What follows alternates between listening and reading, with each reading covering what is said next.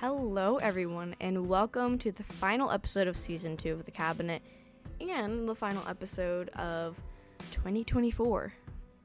For one, I do apologize for having a bit of a stuffy nose and sore throat. I'm sure it doesn't sound the best through the microphone, but it's that winter season. Everyone gets sick around this time.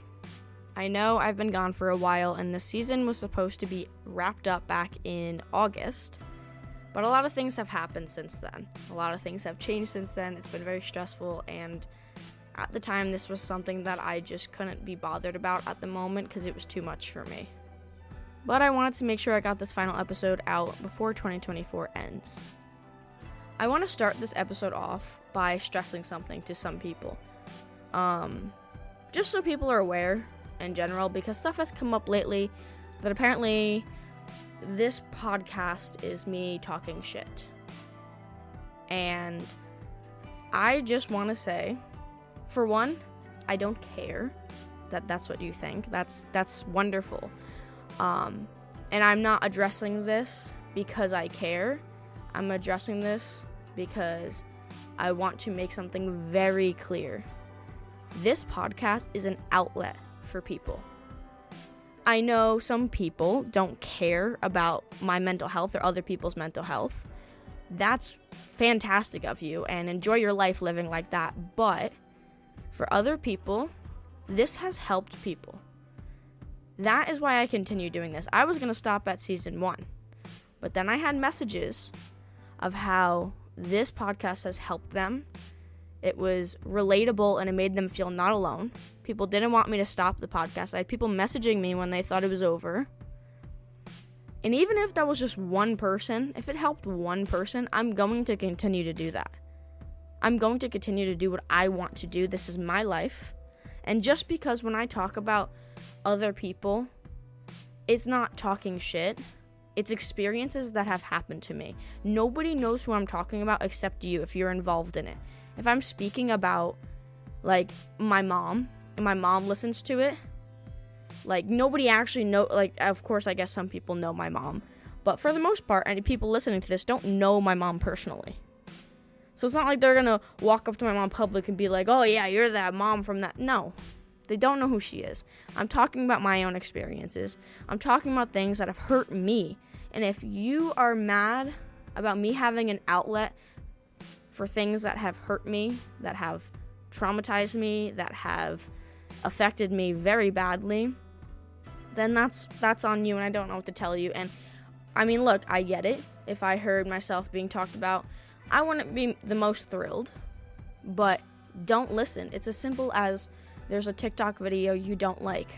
Why do you have to comment on it? Do you have to comment? It's like commenting hate comments. If you don't like something, skip it. It's that simple. For me, I have fully moved on. Long time ago. Long time ago. That's why there's been no contact with certain people. I have far moved on. Talking about it in these podcasts are not because I haven't moved on. It's because that's what our topic is. If our topic is family, guess what I'm going to talk about? My family. If the topic is friends who have hurt me in the past, I'm going to talk about friends who have hurt me in the past. And I honestly really hope that this point gets across, because that is not what this podcast was ever intended to do, was to talk shit. That is not what is happening. And also, just to inform others as well, when I talk about, like, my family, or, like, mostly, like, my mom, if my mom comes up and we're talking about a conversation with family and something my mom has done that has hurt me, I'm going to talk about it. One, I've told my mom that I talked about her on here. And two, you're going to tell me you've never had an issue with something somebody's done in your family? You're going to tell me that I'm the only person that's had an issue with something my mother has done? I'm sorry, but that's just not true. And I wasn't going to address this, but this is something I also just want to get across in general, too, for anybody else listening, because I know people from my past who have been brought up in this podcast, for some reason, listen to this. I don't really understand why. Like, you do you, but you don't have to listen to it. You're not going to stop me from talking about how I felt. And I also want to talk about a brief thing really quickly, is maturity. I have talked about a couple people on here because I've been hurt by friends in my past. I don't care if anyone says, oh, the situation was different. There's text messages, let's be real. But also, I feel like something that people don't understand, and this just goes out for everything in general, not just specific people, just everybody in general. I think that people need to understand that if somebody feels a certain way over something that you have done, if you care about them, making them not feel that way again is the priority. Caring more about yourself than somebody else speaks volumes, in my opinion. So if I'm talking about somebody has done something to me before that really hurt me, and they're like, oh, I feel like I didn't do anything wrong. You could feel like that, fine. But at the end of the day, you hurt somebody. And if you care about that person, then you care that you hurt them. And that's where emotional maturity starts to happen, guys. When we realize these things. And it's okay, like, if you don't realize these things yet, like, that is totally fine. I'm just saying, this is primarily talking about the same issue that I was just talking about before. If I heard somebody talking about how badly I hurt them, to the point where, like, it was one thing after the other with everybody and everything one year, and it just broke me down, and all I could say was, how dare you, you're terrible, and then go talking shit on social media, that is on you. That has nothing to do with me. I was hurt by something, for one, and two, I was just having a conversation about how it hurt me, and if you heard that and want to go talk shit, that is on you. And that shows your maturity. And I'm just going to leave it at that at this point. But I hope that's clear, that this podcast is not talking shit. Sorry, I keep repeating myself in that way, but that's not what this podcast is. And I'm going to continue to have this podcast. I'm going to continue to talk about my experiences, because they're my experiences, not yours. And I'm going to continue doing what I'm doing. And thank you very much. I have moved on, literally, by the way. I moved to a different state. I am much happier in this state. It has its hard times. Like, the holidays was really rough. It was the first one without my family. And I have the most amazing friends that I could ever ask for in my entire life. They care, my God, miles and miles ahead of what any friend has ever done for me in my entire life. Besides Mackenzie, of course, which you guys know. But seriously, I have gotten to the point where I'm in a great relationship. I'm literally moved into a house. Yes, it's halfway across the country, which wasn't ideal, but I did need to get away. And I have amazing friends now. So, no, I am not ashamed, and I have moved on. Thank you. Anyways, guys, after we got that out of the way, today in the podcast, I'm kind of going to talk about the move and some struggles that I've had, maybe a couple other little things here and there, and then I also want to discuss some stuff for the new year, maybe some plans for the new year, or just some things that I've learned over this past year. So I did recently move back in the beginning of November, and that process was horrible. The moving process is really not fun. I'm sure nobody expects it to genuinely be fun, especially when you're moving halfway across the country. If you were moving like 20 minutes, then I'm sure it's not as bad. But basically, I obviously needed my car over here. So we got my car shipped here on a truck that carries like all your stuff. You put all your stuff in your car and it ships it. And there were so many issues with that. I hope that anybody who ever does something like that has no issues, but it was terrible. We basically had no idea where my car was. We had no idea how much it was going to cost, and you had to pay in cash. And then they kept delaying it. The times were completely off. I was flying out from an airport that was 2 hours away from my house, and we were supposed to leave the night before, and they were like, oh, we're actually coming this day instead, so we had to wait. And then they ended up coming earlier anyways, and we had no idea, and there were a bunch of complications with that and how much we were bringing. There's a lot of information they didn't tell us. They took a lot of extra money.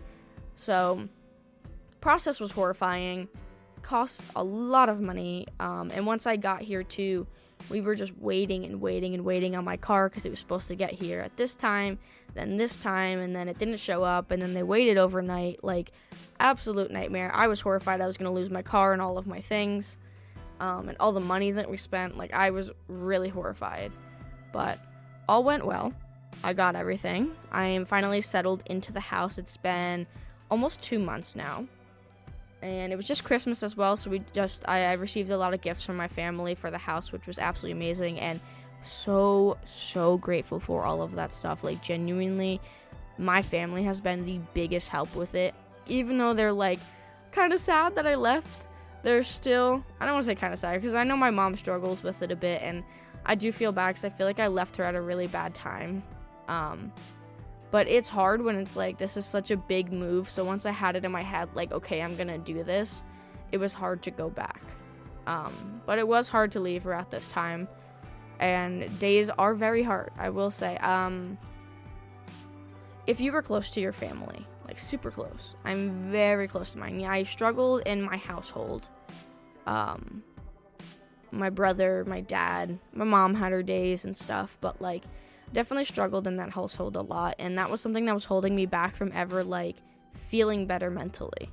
So getting out of the house was great, but it does have its downside where my boyfriend that I live with works 12 hours almost every day, and I barely get to see him. He doesn't get holidays off. He works night shift, and the schedule is just crazy. He's been using my car, so I haven't been able to go anywhere. So all of that has been rough, because it's like I don't have anybody in the house with me. I just moved. I left my whole family. I can't just drive to my aunt's house and see my cousins. I can't walk downstairs and see my mom. So that's been hard adjusting to all of that, especially right around the holidays. I moved right before Thanksgiving, so I didn't get to spend Thanksgiving with them. And honestly, when we FaceTimed on Thanksgiving, I like cried after, because my little cousin, he's 4 years old, he said it to me. He kept asking where I was, why I wasn't there when I was coming back, and I literally just wanted to break down. And then this Christmas, because I'm on a night shift schedule, I woke up too late when it was time for a FaceTime. Everybody had left at that time. I didn't get to see like any of my aunts or uncles, and I got to see like none of my cousins. I didn't get to see the little ones, which broke my heart. And then the FaceTime was super rushed because they all wanted to go to bed. So that was rough. Like, I had a really nice Christmas morning with my boyfriend. Like, it was so nice. He was so excited that I really loved everything he got. He did so well this year. And this is the first time he bought me gifts. So, like, I was really impressed, honestly. So it was just really nice. And then seeing him so happy with the stuff I got him, it was just a nice, calm Christmas morning. And I enjoyed it a lot. And then it hit me once I had that FaceTime with my family, and it was so rushed and I didn't get to see anybody. It hit me that, like, spending those holidays with my family is like never going to be the same again for me. And that was where I struggled really bad. I had a hard time at night Christmas Day into like the next day in the morning, because of night shift, my one day is technically 2 days, because I wake up at 6 p.m. and then I go to bed the next day at like 11 a.m. So it's 2 different days, but it's my one day. It's a really weird schedule. It's hard to keep track of what day is what because of that, but it's just adjusting. And honestly, I've been here 2 months and I'm still adjusting to everything. I'm adjusting to being alone. I'm adjusting to not knowing my surroundings, to being in a new house. And I genuinely thought that, like, being in a new house, sleeping in a new bed, and just everything around me being new was going to be a lot harder, but I adjusted to it very quickly. I think the way my boyfriend makes me feel and how comfortable he makes me feel is kind of what helped a bit more. And I do feel bad when I have those days where I'm sad that I'm not with my family. He does think I regret it, and it's not a regret. Like, I tell everybody I don't regret it at all. But it is just hard some days knowing that, like, I didn't know the last holiday I was with my family, like Easter last year, or this year. I had no idea that was my last Easter with my family. Now, I don't know how long I'll be here. Like, I really do hope I could move back at some point, but right now, he's the one that's making the money, and obviously, it's not a good idea to leave that and just go back home when we have, like, nothing. So I have no idea what the future holds, and the future is very, very scary and horrifying. I don't like the unknown. But what can you do? Of course, it's going to be unknown. It's the future. You have no idea. But overall, like, having a house is very interesting. Like, it really makes me realize, too, like, how much my mom did while also working and having kids, because my boyfriend sometimes is like having a kid because he's a little bit messy. Because he's the one working right now, I do, like, all the chores and all that, and I'm just thinking of doing all the things I want to do, and cleaning and dishes and laundry, and then also while I potentially work, and then also while having a kid. Like, it's kind of insane.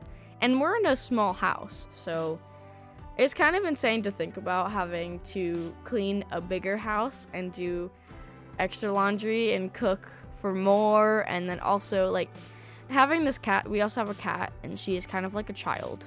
Like, literally is like a child that needs to be next to you 24/7. So she's getting me ready, I guess, for years, by the way, years to come. But she is an absolute menace. I've never seen a cat like her in my life. That's something that I have to get used to, as well as having a pet. I've never had a pet before. I had one when I was like 4, and that's about it, but I really don't remember it. So a big thing I want to talk about is change. I know I'm just rambling. I just want to talk to you guys about just how my move went, but change is absolutely terrifying. And like I was saying before, like, the unknown. Like, I don't know what next year holds.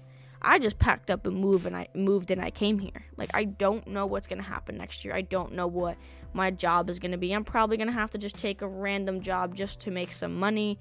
I don't know what I'm going to be doing for streams, and there's plans that I want to have for all, like, the podcast and some YouTube videos. Like, I want to do all of that, but depending on what my job is and with the schedule that I'm going to have, like, I have no idea. I have no idea how it's going to be. I have no idea how I'm going to feel, and yeah, that is terrifying. But I think what I've learned with this move, with, like, change, and being somebody who doesn't like any change at all, to going to this giant change where everything is different, honestly, you're gonna have hard days. Like, you're even gonna have maybe a week where everything hurts, everything feels bad, or you're scared, like, 100%. And as long as you have people who are there to understand and support you through it all, like, honestly, I've never had that, really, and having that now is what's been getting me through. I think in life, like, everyone's going to move at different paces. I think that's also something that you guys have to understand, is that everybody is moving at different paces, and that is totally okay. Even if it feels like you're like, oh my god, I'm like 40 years old and I still haven't done this, that is totally okay. Because if everybody moved at the same pace, that would kind of suck. That would be kind of lame. I feel like it's, like, interesting seeing people have it, like, working at different paces and doing different things. Like, imagine if everybody did the same thing and worked at the same pace. Like, it just wouldn't be as interesting, and it wouldn't make people as different as they are. Like, everyone's going to go through their own experiences, and that's why we're able to communicate like we do on these podcasts, right? Like, I feel like this podcast is where everybody kind of gets together and we find that one thing that we could both relate on. And I really like that, because we're completely different people. I'm coming on here with people that have gone through completely different things than me. They've probably grown at different paces than me. They've probably done things at different paces than me as well. But we find that middle ground where we can understand and communicate with each other, and that's where it just feels nice to have somebody to relate to. So for me, a big part of this has genuinely been the fact that I went from, in 2023, feeling the absolute worst I ever have in my entire life. I, at the time, was just broken up with a boyfriend of 3.5 years who, frankly, I should have done the breaking up with, but that's because I'm really bad at, once I get attached, letting go of it. But I got broken up with, and it was a really toxic and crappy relationship, and he drained the literal life out of me, because I'm the one who told them back in January, like, hey, you are absolutely draining me, and I feel absolutely terrible. Can you do anything in the world to help? And he basically, a few months later, said no, and then left. So that's where the shittiness of 2023 stemmed from. And then I met somebody who I thought would make me happy, and he did some bad things and messed me up so bad. He was like that final straw, because at the same time, I was losing so many friends. I lost a whole group of friends in the beginning of the year. I was slowly watching my other friends leave me. And then at the end of 2023, I had, basically, besides Mackenzie, one more friend left. And they seemed like they cared so much when I talked to them about everything. I mean, they even said how bad they felt. And then they never talked to me again, just like everybody else. And here's something I also want to talk about. Sometimes, because I'm a very honest person, I will tell you how it is no matter what. And most of my friends who know me know that I will do that 100%. Sometimes we have to make a choice whether or not that sort of thing is worth it. For me at the time, in 2023, I was going through so much, and I felt so terrible that when things started to really hurt me, like people, even if they said the slightest of things, if it hurt me, I had to back away from it because I couldn't handle being hurt anymore. So, yeah, maybe there were situations where I should have said something, but at the same time, I read the room of, I know this person, and I know what the outcome is most likely going to be from having a mature conversation with them, and I couldn't handle that mentally at the moment. And that was a decision that I made for myself to help myself. I chose myself at that point for once in my life, and I got shit on for doing that. And I'm still continuing, by the way, at the end of 2024, continuing to be shit on for that decision. And you know what? I don't regret it. Some days I think about it and I'm like, maybe I should have said something. And then I think to what's happening now, and I don't regret what I did because, it's proof of why I did what I did. And I'm glad because I don't think mentally I could have handled any of that at that time. I did something for myself, and sometimes you have to just do things for yourself. If you think at the time that this is the best decision for you, you have to just do it and not care about the consequences. Especially if you're somebody who never really chose yourself and then you finally decide to and people make you feel bad for it, fuck them. I'm sorry, but genuinely, like, if you choose yourself in that situation, especially when it has to do with, like, your mental health, fuck everybody else who thinks anything else, because it is your decision. You were thinking about the positive for yourself, go for it. And honestly, that is something I've absolutely learned, because I'll be honest, this same situation has come up recently in a very negative way. It's the thing I was talking about in the beginning of this podcast. And a lot of stuff was happening with that. And it did affect me. The first time it didn't. When I first saw something on social media, I laughed at it because it was honestly funny, because, genuinely, I think they had to be insane. It was comical. But then it continued again and again. And then I start getting comments on my social media as well. And I was like, okay, this is starting to not feel good. Like, moving is stressful. It's the holidays. I'm without my family. We don't need to make me feel worse about something that happened almost 2 years ago. So yeah, it did affect me, in case anybody was curious who was listening to this, but it did affect me at some point. And I don't understand it, genuinely. I left friendships because I needed to. They were not helping me. They were just making me feel worse. Like, I enjoyed my time with them in the sense of, like, fun. Like, having fun. Yes, we could absolutely have fun. But when it came to having a friendship that I truly needed at that time, where I was begging for help, there was none of that. And I couldn't do selfishness anymore. I couldn't handle hearing it anymore, because I needed the help. And I didn't even get someone holding my pinky up. So I couldn't handle it at the time. And I'm literally basically taking the blame of just, I couldn't do it. I couldn't handle it. Like, yes, some of these people weren't great friends, but, like, it's also, I couldn't handle the times when they weren't good friends. Like, I couldn't, because I know every friend has their moment. Every friend has moments where they're not a good friend, but, like, I couldn't take it anymore. And I'm glad I did what I did. Like, genuinely, it's led me to this point, and I've met the friends that I have met. And I feel like that's something that I want to stress to everybody. Because this was the original point, talking about people moving at different paces and stuff, is like, I genuinely thought after 2023 I was going to have no friends. I thought nobody could ever love me. I was only there to love others. I wouldn't have friends that ever really cared about me. I started thinking to myself that, like, I'm just not that person, relationship and friendship wise, that people just want around. I told myself all of these things because I had to go and watch these friends who were dropping me as a person continue to be friends after I did so much for people. And it genuinely broke my heart.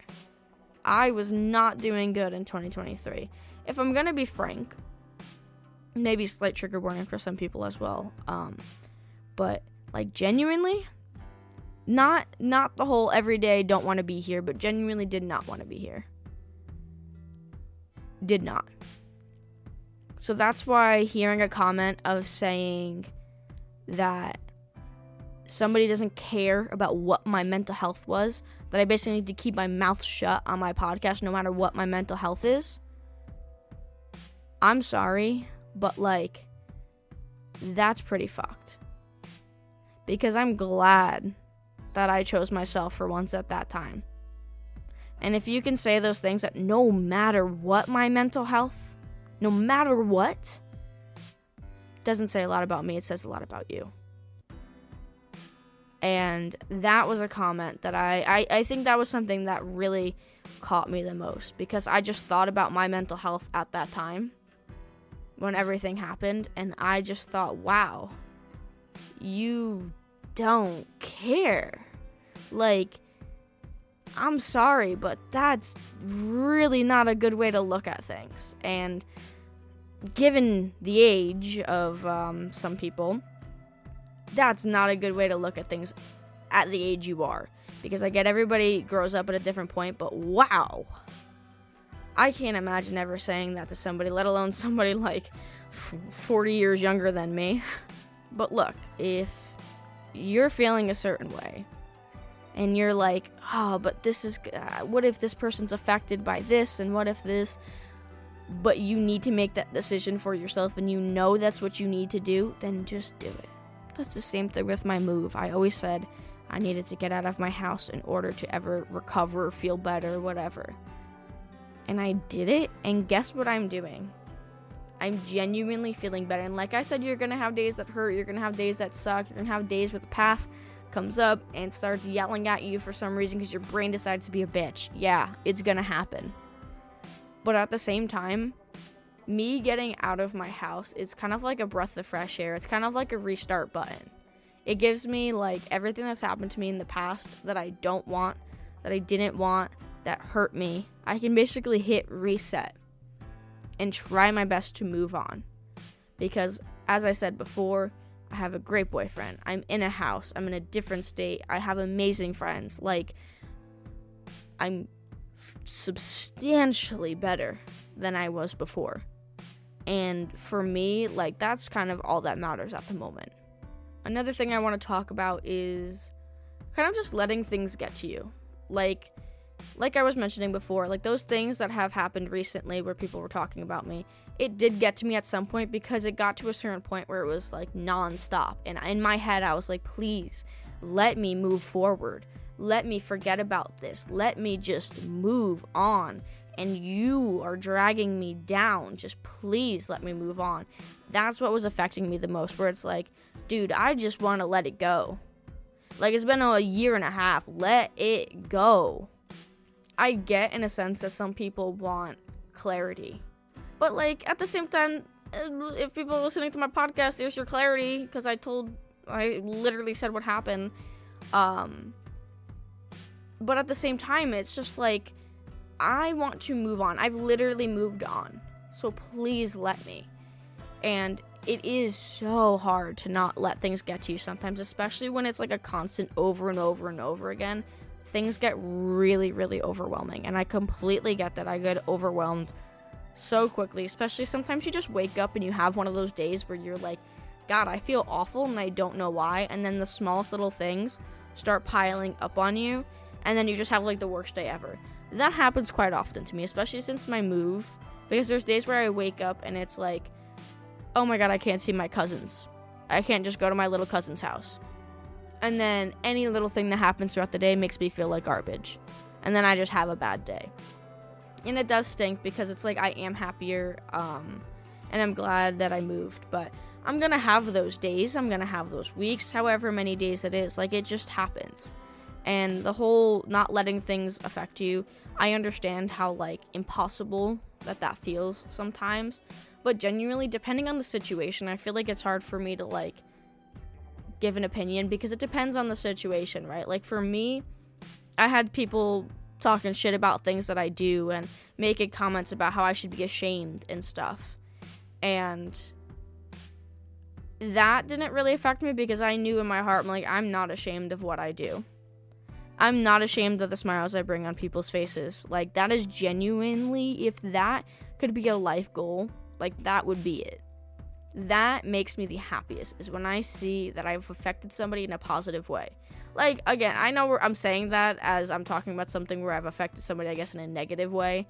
But, like, that's why that comment didn't really affect me, because it's like, I know what I'm doing.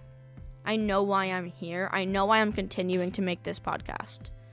And that's what's mattering to me. So I feel like in these certain situations, when you have people talking about you, you really just have to look at things and look at who you are and remember who you are and what you're doing and why you're doing it.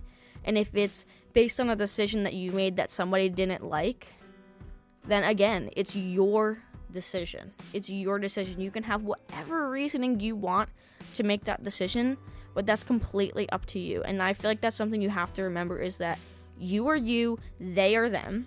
They don't know every single thing about you. They don't know every thought that goes on in your brain. They don't know everything that's ever happened to you, but you do. So if you come to the conclusion that you want to do a certain thing, if you want to say a certain thing, and you know what, even if you've said something to somebody in the past that you regret, so what? We all do. We all don't make the best decisions. Everybody makes a mistake, but so what? If people can't get over the mistakes that you make, then they're not for you. When I was going through my time in 2023, that was like the worst that I ever felt, and I was depressed, and I had friends pointing out that I was depressed and how, like, terrible it was. And I'm like, sick, I also feel terrible. Can you, like, help a little bit? And it was basically like a no. And that made me feel terrible. But then, what really helped me is having a best friend who single-handedly pulled my head above water. Genuinely. And I'm talking about Mackenzie because she knows who she is. But, like, ooh, that almost made me cry for a second. Having one person who truly cares is genuinely, like, all you need. Like, the way that Mackenzie has made me feel, she genuinely, at that time, pulled me out from drowning, pulled me out from sinking. Every single time she sacrificed sleep, when she had to go to school, when she had to go to work. I mean, she would send me stuff on my doorstep. The days I couldn't get out of bed, the days I couldn't eat, I would have like a shake and a pack of like those protein shakes or whatever they were, the ones that kind of like fill you up. I'd have them on my doorstep, and my mom bringing them upstairs because I couldn't eat. I would have water on my front step if I couldn't drink water that day. Like, and I know that, like, she went to, like, the most crazy extents. Like, I would have never imagined a friend ever doing something like that for me. And the way she made me feel is genuinely what helped me get out of that. It was one thing for her to constantly keep pulling me out. But then being shown that somebody genuinely cares about me, that's all I needed at that time. Like, all I needed at that time was to feel like somebody cared about me. And I wasn't worthless to somebody. And she did that all on her own.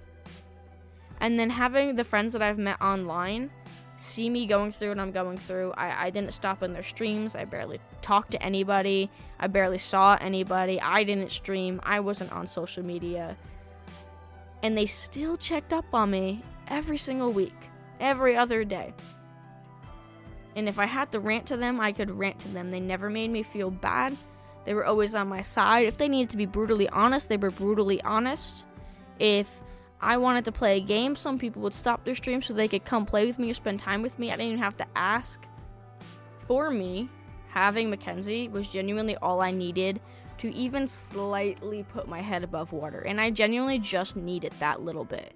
And she went above and beyond, so she was genuinely dragging me out of it by herself for months too, because I was messed up for months.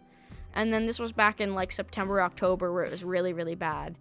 And then come December, and I had that other friend where I spoke to, and I thought I had her left. And then she left me, never spoke to me without any explanation. It's like, you know what? Though she did that to me, I did that to another friend, but I'm the problem. Like, hello? I just clicked in my brain that makes no sense. But, I was gonna say, I did one for my mental health, and the other person was faking it like they cared to me and then never spoke to me again. I feel like somebody is a little more at fault there, but besides the point, then that happened, and it registered after a couple months that she is not speaking to me again. Then I had that one guy who absolutely broke me down and was like my final straw because I thought he was my little bit of hope, and then he ended up breaking me down and did terrible things. He came back, messed with my brain after I was trying to get better. And as soon as he said something to me, his comment was that every time he looks back, no matter what he does, I'm always there. And something clicked in my brain where I was like, you ain't that bitch. You ain't.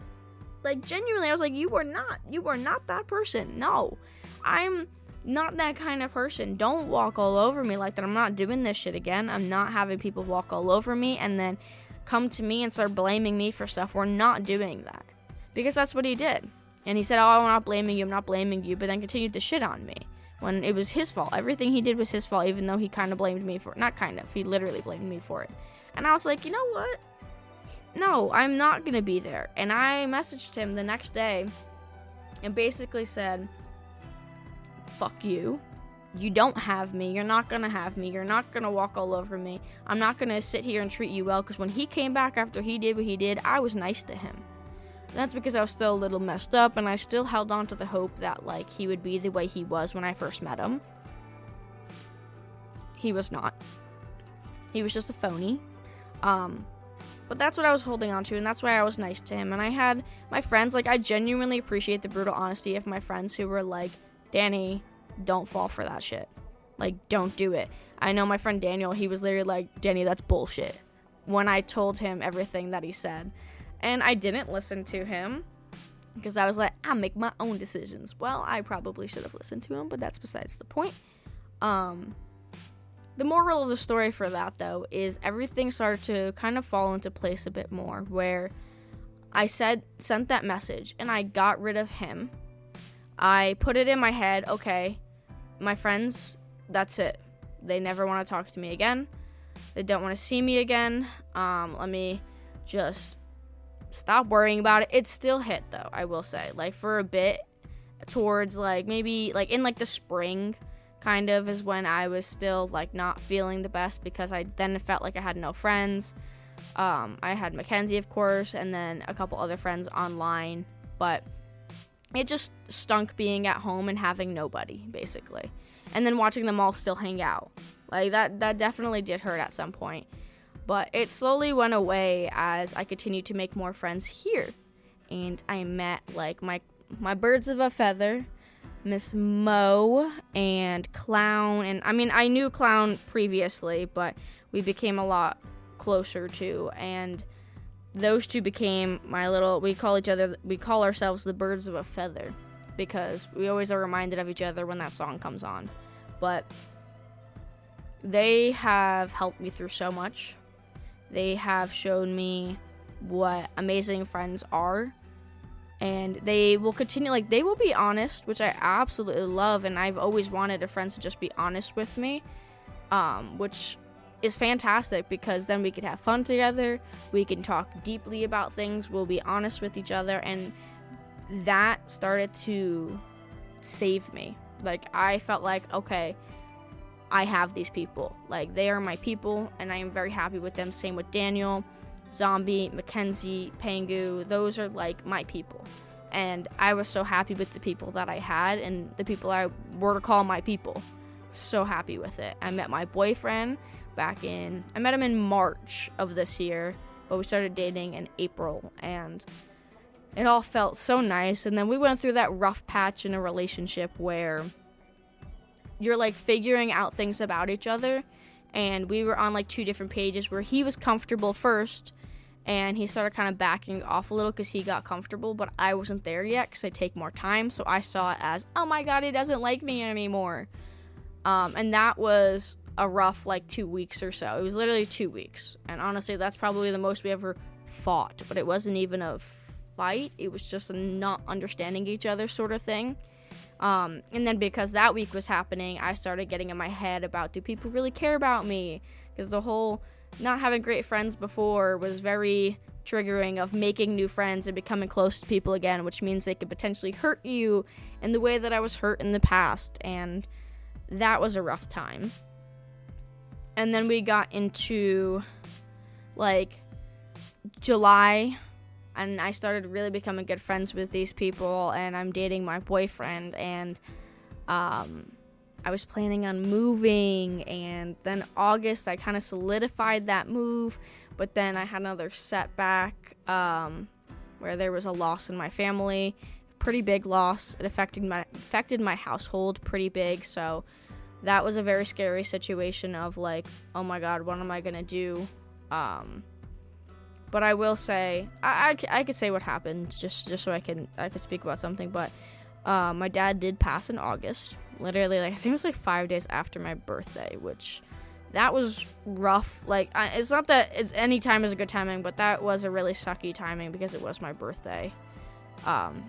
Literally, we celebrated my birthday, and then 2 days later was when it happened. So that was like, that was a kick in the teeth, especially being the last person that he messaged. That is something that's, like, always going to stick in my brain, was that the morning that I woke up. That was a weird feeling. Because as you know, I've probably talked about it, I've had a weird relationship with my dad. So that was a hard thing for my brain to comprehend and understand. But I will say, when we were talking about, like, moving and stuff, you know, I told my mom, like, I solidified it, and then that happened, and I was like, what am I gonna do? I can't leave my mom, we gotta figure out so much stuff, and I was planning on leaving in November. I left on November 3rd, so it was early, and I was freaking out about that. But I remember my dad, my mom was always, like, scared to, like, lose me and not have me there, but my dad was very much like, do you. Like, my whole life, that's one thing he's kind of always said, is just, like, keep doing you. And I feel like that is something that is going to stick with me, something that he said. He wasn't the greatest of dads or guys. Like, I know I've talked about it, but him saying that, especially before I'm leaving, is kind of like, it just felt like I needed to do it. Like, even though all of that happened, it just felt like that was the time. It's like, okay, everything is changing anyways, so now's the time to really take that leap, you know? That's why it was hard leaving my mom like that. She has my brother, my grandma lives there too. It was also okay timing in the sense of, like, I left and my grandma got to move in, so my grandma had a place to stay. But it was a scary moment of not knowing what was going to happen and not knowing if I was making the right decision, which honestly is always going to happen with big changes and everything like that. But I did it. I'm glad I did it. I do have times where I do feel bad for my mom. I do have times where I'm sad that I'm not with my family. All those moments, but I just want everybody to understand a couple things. One, changes are always going to be scary, and you're going to have a day, a week, a month where you feel like you finally figured it out and got things settled, and something's going to mess with it. It's always going to happen. That is part of life. That's always what's going to happen.